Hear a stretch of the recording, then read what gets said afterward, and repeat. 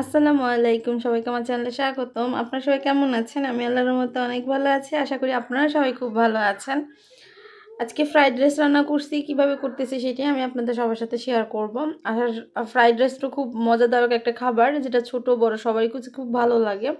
হাতের কাছে কিছু সবজি থাকলেই আর একটা ব্রয়লার মুরগি থাকলেই দেখা যাচ্ছে যে আমরা সহজেই ফ্রাইড রাইসটা করে ফেলতে পারি।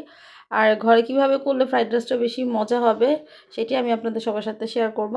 এখানে আমি পরিমাণ মতো এখানে 1 কেজি পোলাও চাল নিচ্ছি। নেওয়ার পর এখানে পরিমাণ মতো আমি একটু পানি দিয়ে দিছি, যে চালটা সিদ্ধ হবে যে পরিমাণে ওরকম।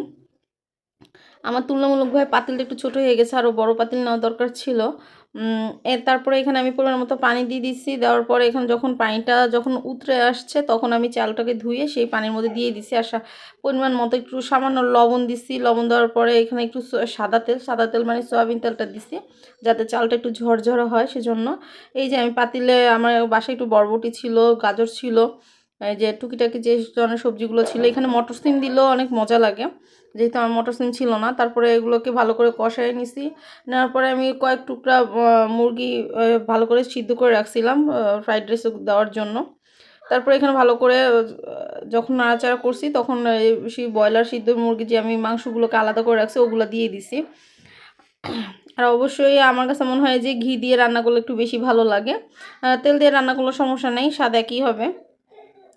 এই যে তারপরে আমি আরেক কড়াইতে ডিম 3টা একটু হালকা করে ভেজে নিছি। এই দেখেন ফ্রাইড রাইস হয়ে গেছে। দেখতে কেমন হয়েছে কমেন্টে জানাবেন। আল্লাহ হাফেজ।